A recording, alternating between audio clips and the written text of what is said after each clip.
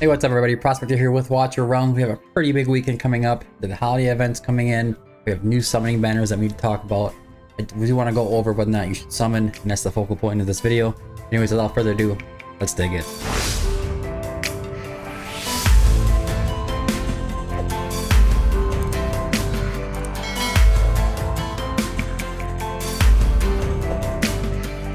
Alright, so the numbers are in.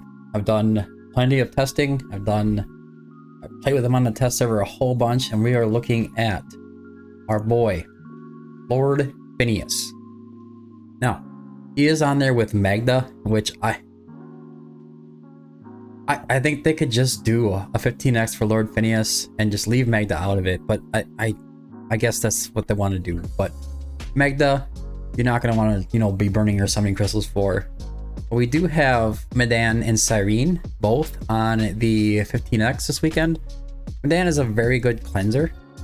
She has the ability to dispel all debuffs from allies in range. She has a really nice range when she does it. You can see it's like an elo in range. That's really important for her. She's really useful for Guild Boss 2, especially if you're still struggling with like APOC 1 and stuff, and she does work as a secondary debuff dispeller when you run elo on your APOC 2 team as well. So now Cyrene is more of an arena style hero, but she is very useful and very important for a lot of team comps that people are using. It can help you out a ton. Now, on to the main squeeze. Lord Phineas.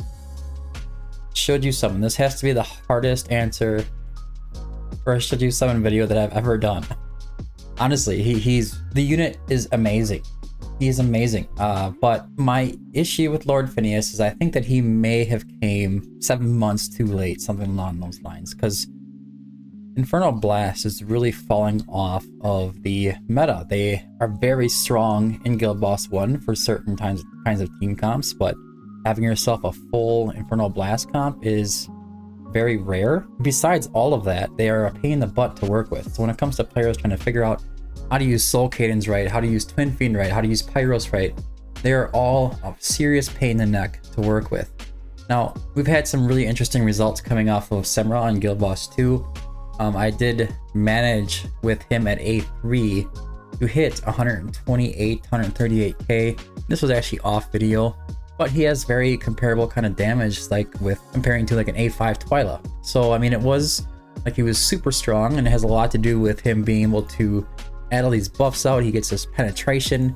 He has Blade of Treachery, which puts out stuns and helps you with the Titan Saw phase of the boss. And he has the ability to increase his attack by 40% and double the effect of Viscount's Flame, which Viscount's Flame is going to be a crit damage boost. So he's going to boost it up to 50% instead of 25 during his ultimate, and his range extends. And his basic is pretty standard, 120% damage to one enemy.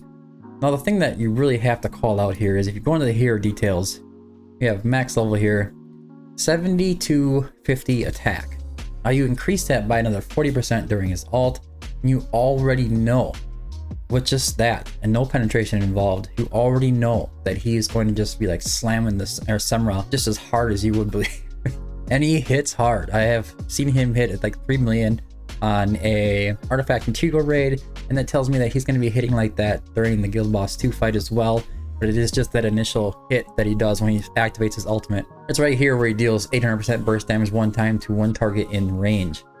And I just have to point out that as just a singular unit all by himself, if you're early game, he could be considered as just as game changing as any unit that you could really pull, with the exceptions of some heroes like Silas or Boreas or something like that. He's going to help you a ton in Guild Boss 1. He may even just single-handedly bring you up to a 2-key Namir 4. You start hitting at 25k or 40k or whatever you're trying to push past that threshold. He's not going to be as gear intensive. You're going to be able to run him in whatever main stat you really want to. I do suggest you run 2 crit damage and 1 attack percentage, but besides that, you could just do it whatever way you wanted to, and he's going to do a ton of damage no matter what, because his attack is just so high. Now, if you're an Infernal Blast team user right now in Guild Boss 1 and you're running Resilill 2, I've already shown testing as well there that he can definitely be of great help when it comes to using that kind of team. Every single time they activate their ultimates, they go ahead and they get a boost of crit damage when they activate their ultimates as well. And that gets unlocked right here at the Awakened 3. So It's going to be a crit damage increase of 50%. So it's a nice boost. He does a really cool job of like boosting his allies.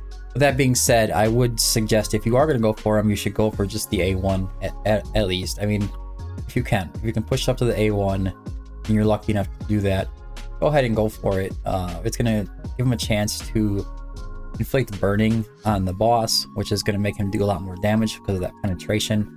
It's also going to make his Blade of Treachery have an extra 5% chance of triggering, which is going to help put out those stuns if you want to use them on Guild Boss 2. You can definitely use this hero with your Infernal Blast team to push past 120k on Summer 2, but it is going to be somewhat gear intensive and kind of hero dependent. So, final verdict.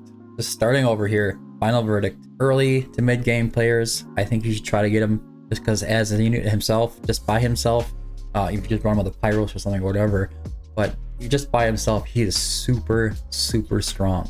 With that penetration, with that crit damage increase, with those really high attack stats, with that attack boost on his ultimate, he's crazy. Now, late to end game players is where it gets a little bit weird. If you don't have a Soul Cadence and you don't have a Twin Fiend and you don't typically like to use Infernal Blast units, besides outside of their like faction trials or whatever, he may not be that game changing for you. He may not be that useful for you.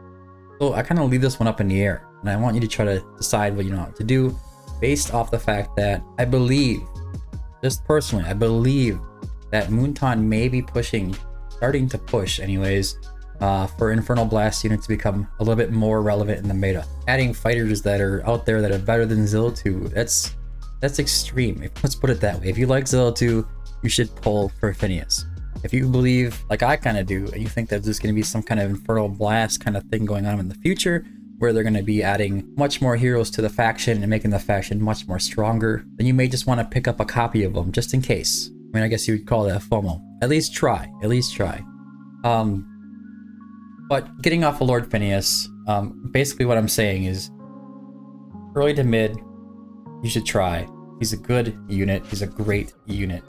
Now, late to end game, just it's up to you. He's a super good unit. If you use Infernal Blast comps, go ahead and pull for him.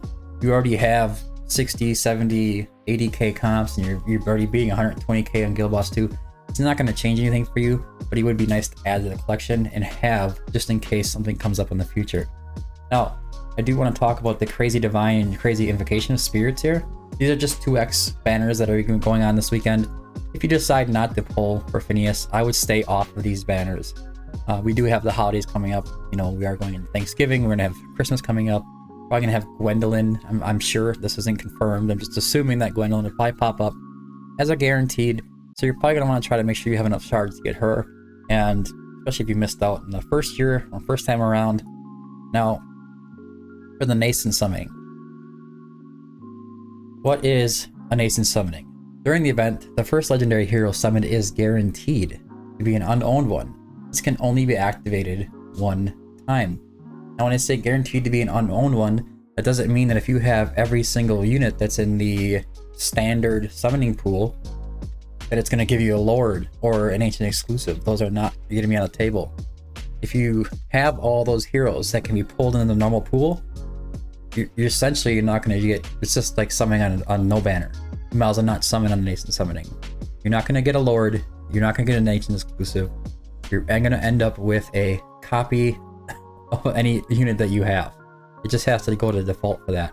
So if you really are determined to summon this weekend and you have all those heroes, I would just steer yourself over to one of the Crazy Divines or Crazy Invocation Spirits. So now we do have an Ancient Summoning come up for Aracha. And I'm certain with after that, like Apology, Compensation, that a lot of people probably picked up their Aracha. And if they didn't have a Yovar, they probably grabbed the Aracha because she was kind of high on that tier list of what you want to pick. Elo and Aracha would be like the top two picks in my mind. And I think that most people kind of figured that out on their own because she's game changing for people. Should you summon for her with your Ancients this weekend?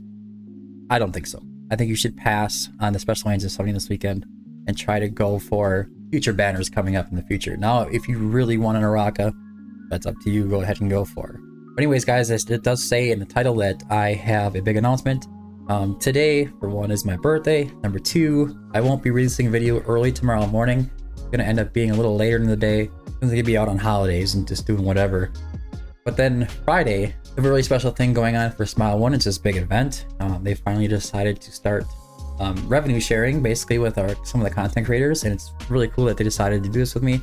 So I will be releasing a special link that will take you to a Smile One page and allow you to purchase W Gold. You're gonna get bonuses for using it, and then also we're gonna have content creator codes going out. So stay tuned and really keep an eye out on Friday to get yourself one of those codes. And I do ask that any viewers, if you don't mind, please don't share those codes in Discord or in Facebook pages or anything like that.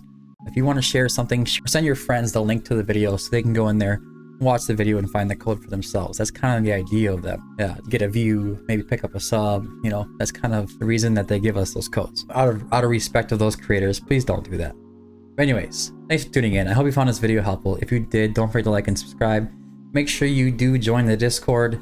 We have hero guides, stage guides, takeovers, you name it. All the good stuff is right there on the Discord server for you, and for absolutely free, of course. But anyways, thanks for tuning in. Until next time, keep digging.